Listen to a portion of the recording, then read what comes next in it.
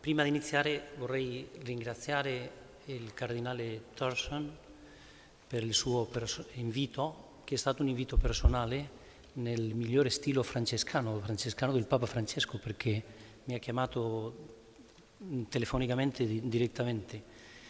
Se fa così con tutti i relatori, Eminenza lascerà senza lavoro alle segretarie e ai membri del Pontificio Consiglio. Parlerò nella mia lingua nativa, en español. Pido disculpas por las repeticiones que pueda tener en esta relación. He estado ausente, lamentablemente, en las dos primeras jornadas de nuestro congreso, por otros motivos, y no leeré el texto íntegro, que disponen de él en la Secretaría, por quien tuviera interés. El papel de los medios de comunicación en los conflictos ha sido muy estudiado. Wendy Wyatt, en un documentado estudio en el que examina la narrativa de la acusación en las noticias principales de los medios estadounidenses en 2010, añade una perspectiva de lectura más amplia de la que personalmente me he ocupado en otro trabajo que uso también en esta relación, para probar que el periodismo, tal como se ejerce habitualmente, agudiza los conflictos sociales.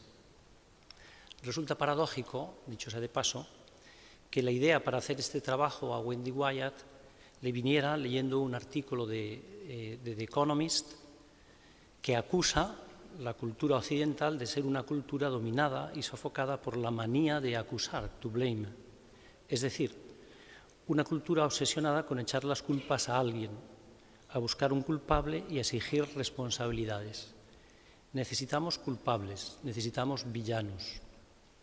La paradoja y los medios de comunicación en cuanto contenedores de todo y del contrario de todo son una buena fuente de paradojas.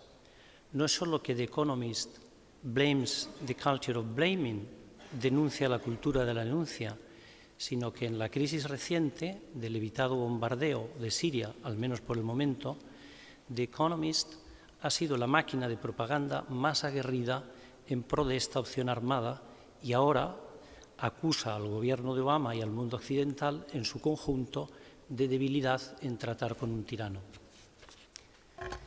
Dividiré mi intervención en tres partes. En la primera, y siguiendo a Wyatt, describiré brevemente en qué consiste esa cultura de la acusación que los medios consolidan y de la que respiran, con sus efectos nocivos en la sociedad.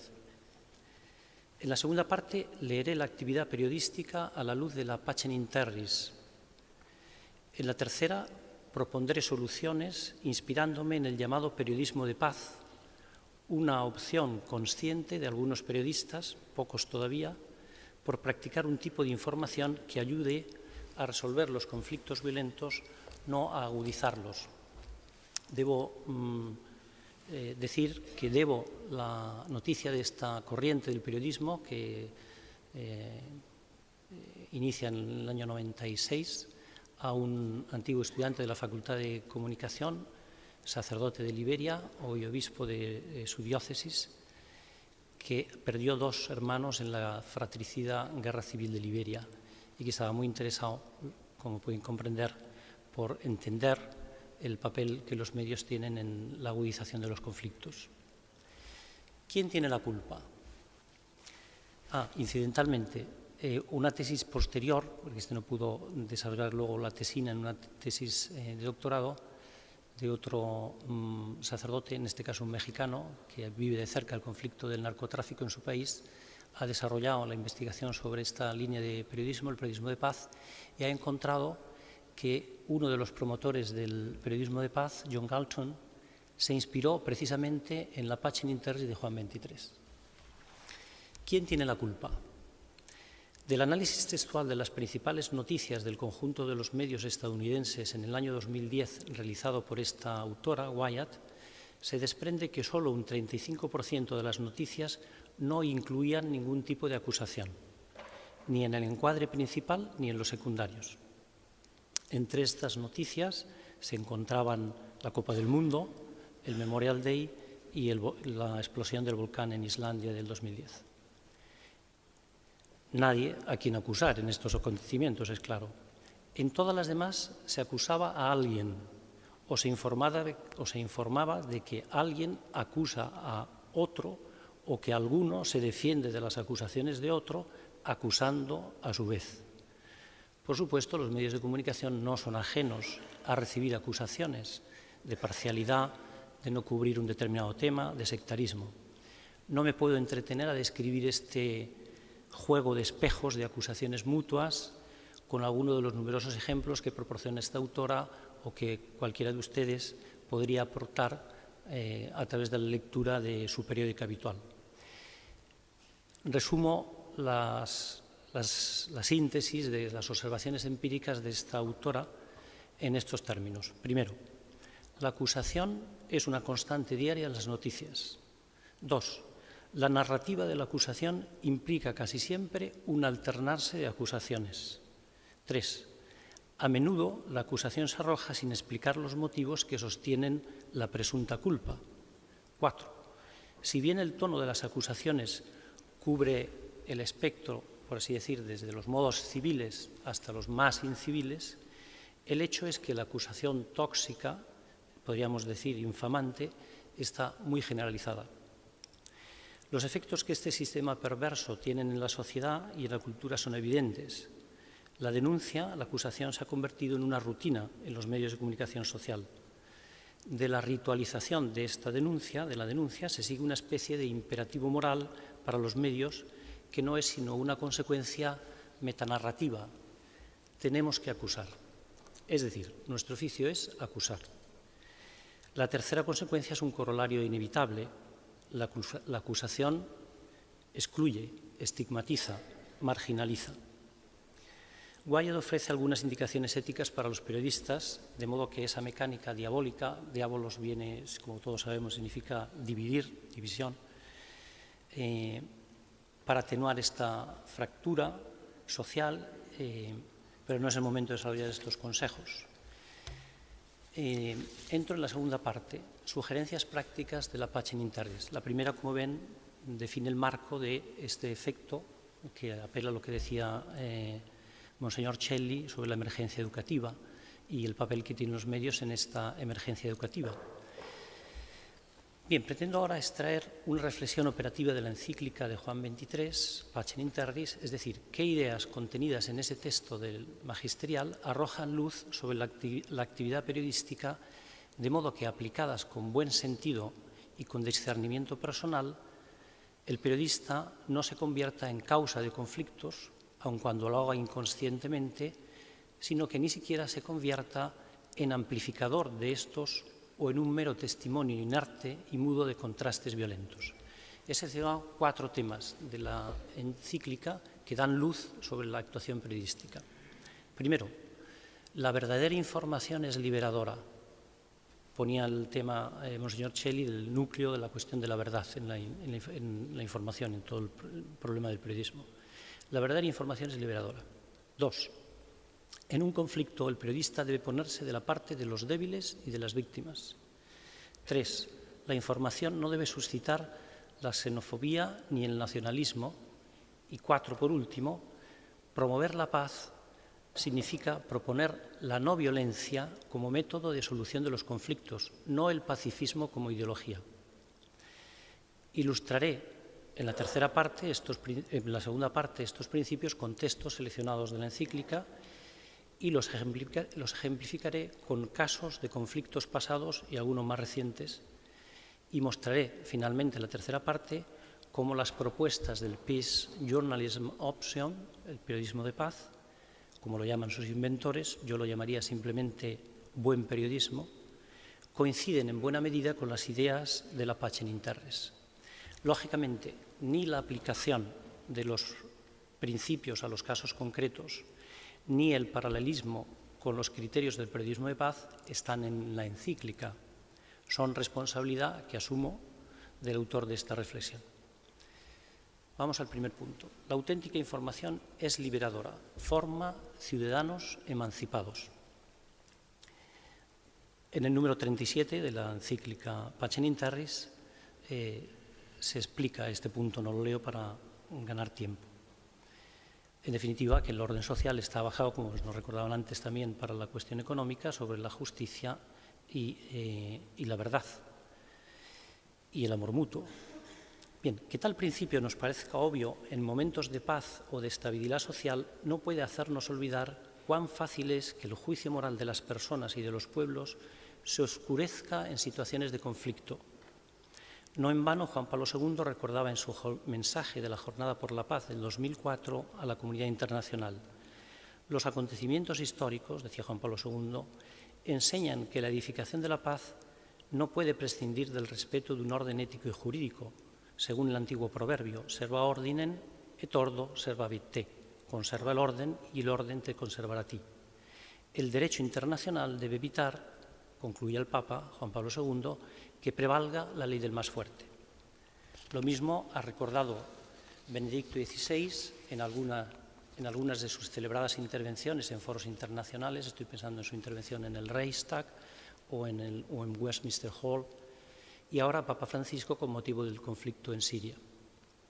Es verdad, la convivencia humana no se basa en las relaciones de fuerza ni en los precarios equilibrios que ésta instaura. La fuerza, la violencia física o moral no pueden generar una convivencia verdaderamente humana, y se hace violencia a las personas cuando se les engaña o se las manipula informativamente o se les oculta lo que deben conocer. Sucede entonces que su libertad política real, no meramente formal, es gravemente disminuida.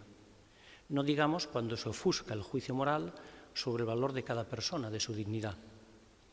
Orwell había ya alertado magistralmente sobre la manipulación ideológica del lenguaje para defender lo indefendible y de sus efectos corrosivos en el pensamiento libre. También Glasser, que fue presidente de la Asociación para la Educación en Periodismo y la Comunicación en los Estados Unidos, amonestaba a sus colegas comentando la información difundida en Estados Unidos acerca de la segunda invasión y guerra de Irak. Decía Glasser: ahora, como siempre, el lenguaje de la guerra desinfecta, cambia y mistifica las razones, celebra la agresión y glorifica la muerte, demoniza a ellos, los enemigos, y glorifica a nosotros. Y peor todavía, el lenguaje de la guerra envilece el debate, dejando escaso espacio al disenso y al desacuerdo. Pues bien, los periodistas deben esforzarse por traducir de manera que no se conviertan en cómplices involuntarios de la estrategia de propaganda de los contendientes, de uno o de otro bando. Las guerras son siempre sucias, no obstante el intento permanente de oxigenarlas los términos para justificar acciones crueles o incluso brutales que aquellas conllevan o para indicar sus razones. Expresiones como eliminación selectiva, cambio de régimen por la fuerza, acciones encubiertas, covert action, liberación al lugar de invasión, fuego amigo, daños colaterales, resistencia por terrorismo, guerra preventiva, eje del mal, etc., son disimulaciones de la realidad. Decía Oriana Fallaci, una conocida periodista que cubrió muchas guerras: he aprendido en la Segunda Guerra Mundial que estar en medio de una guerra no es como verla en televisión, donde se convierte en un espectáculo parecido a los partidos de fútbol. Como adulta he aprendido qué es una masacre. Las he visto en Vietnam, en Daca, en Bangladesh, en Ciudad del México. Y os digo que la televisión no da la mínima idea de qué es una masacre. Las fotografías, concluía, no apestan. La información y los débiles. La encíclica cita una frase extraordinaria de la Rerum Novarum de Papa León XIII, tras recordar el principio común que la autoridad no puede servir el interés de uno o de unos pocos. Sin embargo, decía la Rerum Novarum, razones de justicia y de equidad pueden exigir a veces que los hombres de gobierno tengan especial cuidado de los ciudadanos más débiles, que puedan hallarse en condiciones de inferioridad, para defender sus propios derechos y asegurar sus legítimos intereses. Por la misma razón, se puede decir que los medios deben estar de la parte de los débiles y no actuar en sometimiento a los poderosos. En un conflicto, su perspectiva debe ser la de las víctimas, siempre y cuando estar de parte de las víctimas no signifique instrumentalizarlas. Danny Schechter, un periodista británico, a propósito de la Segunda Guerra del Golfo, polemizaba irónicamente con David Loyne, periodista de la BBC y defensor de volver al periodismo neutral, balanced, no comprometido. Le decía a Schechter: me gusta, sí, el ejemplo que has puesto de los kurdos envenenados con gas, obra de Saddam. Horrible, sí. Cuando quisimos transmitir un servicio en el programa de derechos humanos Rights and Wrongs de la emisora Global Vision, fuimos rechazados por la PBS, Public Broadcasting Service, emisora pública estadounidense, porque no teníamos unas declaraciones registradas de Saddam Hussein sobre el particular. Imagina. La PBS nos dijo: los derechos humanos no son un criterio insuficiente para un programa informativo de televisión.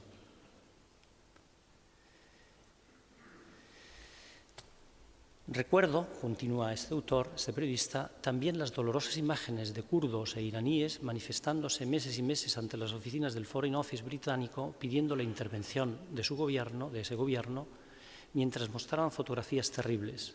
A ninguno le importaba, y tanto menos al gobierno.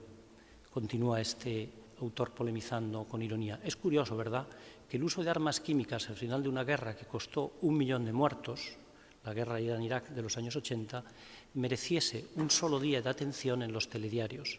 Ahora, en el contexto de la Segunda Guerra, adquiere valor de propaganda. Haciendo un salto al presente, es inevitable preguntarse, si se quiere ser honesto intelectualmente, ¿por qué tan pocos medios de comunicación se han interrogado qué compañías han vendido armas químicas al régimen de Assad y a los llamados rebeldes, y con qué autorizaciones y de cuáles gobiernos? Celebro vivamente el acuerdo alcanzado en la ONU sobre la destrucción del arsenal químico de Assad. Me preocupa que ninguna voz se haya alzado en el panorama internacional que cuestione la posesión y la fabricación de estas armas de destrucción masiva. El problema en esto, como en tantos otros conflictos, es que cada parte del mundo ve una guerra distinta, aquella que le ofrecen las emisoras internacionales de su zona. Los conflictos en el mundo árabe son distintos en Al Jazeera que en la Fox, la BBC o la CNN. Durante la invasión de castigo de Gaza por parte del ejército israelí a finales de diciembre del 2008, el gobierno israelí prohibió la presencia de periodistas a pesar de la decisión de la Corte Suprema de Tel Aviv que la permitía. Pues bien, solo 6 periodistas del Al Jazeera y pocas otras excepciones de troops televisivas lograron transmitir desde el teatro de operaciones bélicas. Al término de la invasión de castigo habían muerto 1.500 palestinos, 300 de ellos niños, y se contaban 5.000 heridos. Eso sí, el portavoz del ejército de Israel no olvidó que la blogosfera, y me engancho a lo que se decía antes sobre los nuevos medios, que la blogosfera es también zona de guerra, de manera que las cámaras de las unidades militares y de los drones israelíes proporcionaban vídeos para YouTube que atraían millones de espectadores.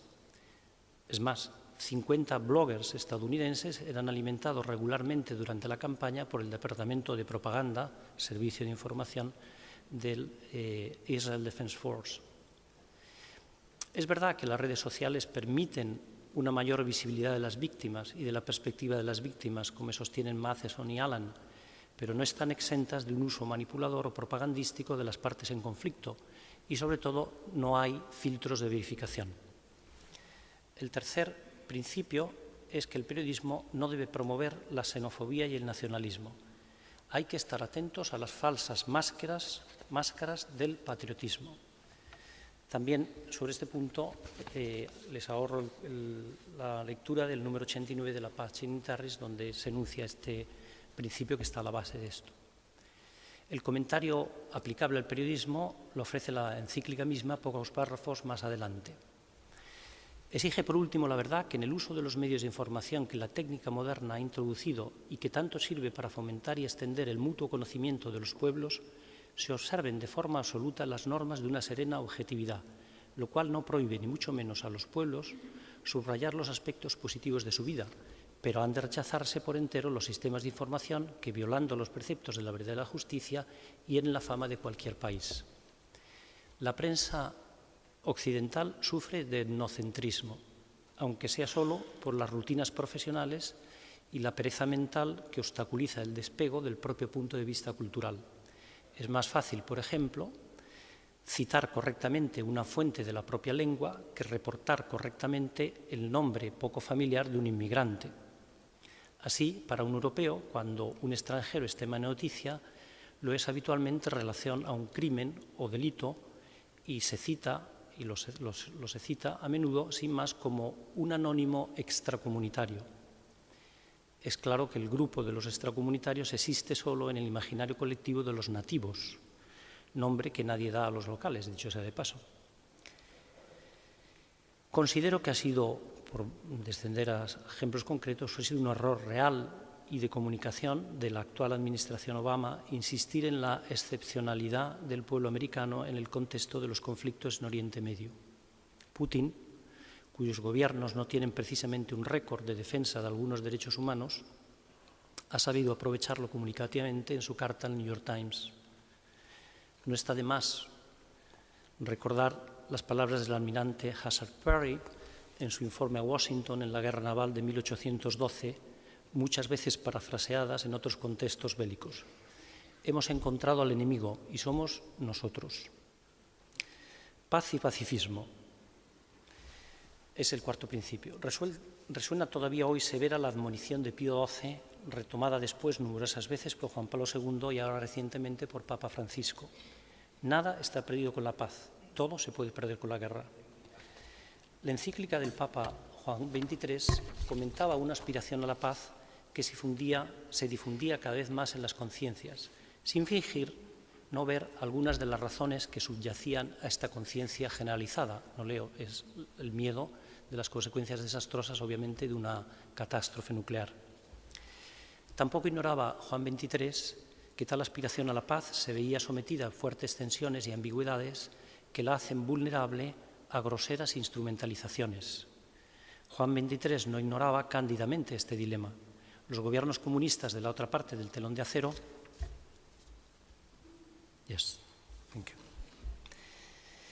Lo siento por las traductoras, tendré que acelerar. Los gobiernos comunistas de la otra parte del telón de acero procuraron adecuar la propuesta de la Pacem in Terris a sus objetivos políticos para, por una parte, desmovilizar la resistencia social y cultural de los ciudadanos oprimidos en sus territorios y por otra parte, quitar apoyo moral y político a la carrera de armamentos contra la coalición atlántica, carrera en la que tenían las de perder vista la penosa situación económica en que se encontraba la Unión Soviética. Los actores han cambiado, pero los riesgos permanecen. Sustituir la paz en los términos precisos en los que la plantea la Iglesia con el pacifismo como ideología sigue siendo una tentación. Salto estas consideraciones y llego al tercer punto, la opción del periodismo por la paz.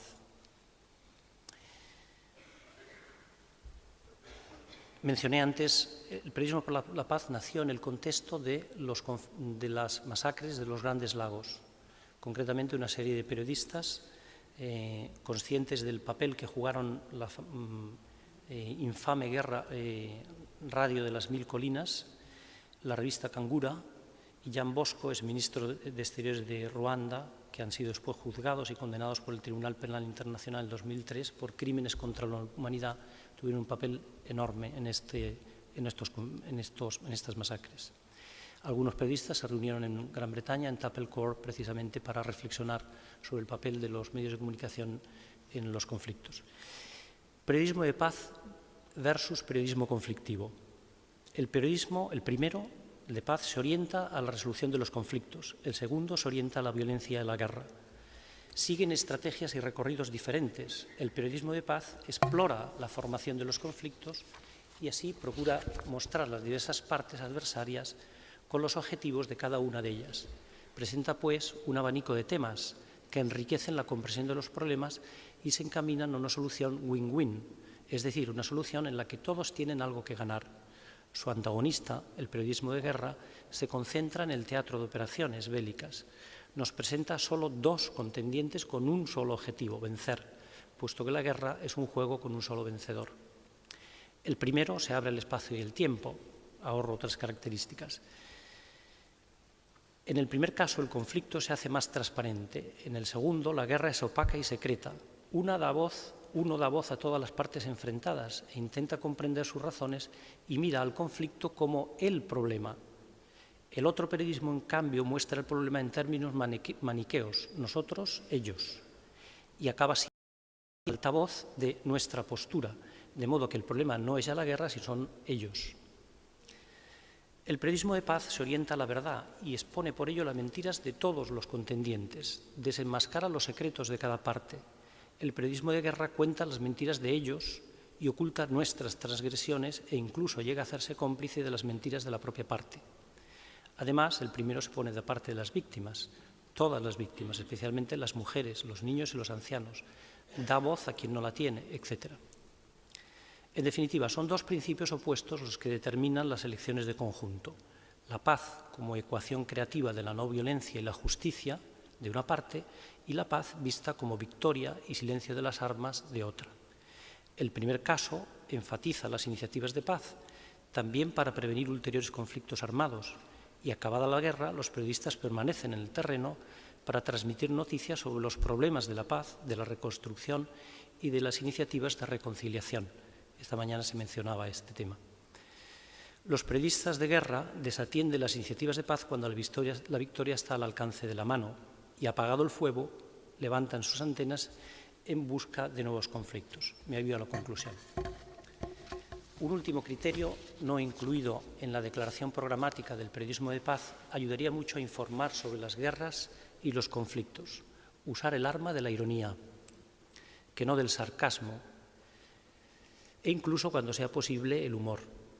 No hay que olvidar que el ridículo es para la argumentación lo que el absurdo para la demostración.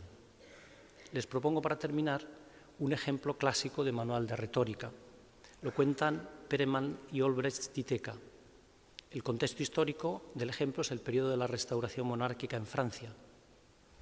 En el momento en el que, en un teatro de provincia, el público se prepara para cantar la Marsellesa, un carabinero sube al escenario para anunciar que está prohibido cuanto no está incluido en el programa. ¿Y usted? Interrumpe uno de los espectadores. ¿Estaba en el programa? Pues bien, el vértice de la ironía es el humorismo. Si la ironía denuncia la falsa seriedad en nombre de una seriedad superior, la del sentido común, la de la razón, en el humorismo es el mismo sujeto quien abandona la propia seriedad y depone toda importancia. Visto que celebramos los 50 años de una encíclica de Juan XXIII, un papa con gran sentido del humor, permítanme terminar con una conocidísima anécdota del Papa Bueno. Cuando le preguntaban cuántos trabajaban en el Vaticano, respondía inmediatamente: la mitad. A excepción del Pontificio Consejo de Justicia y Paz. Gracias.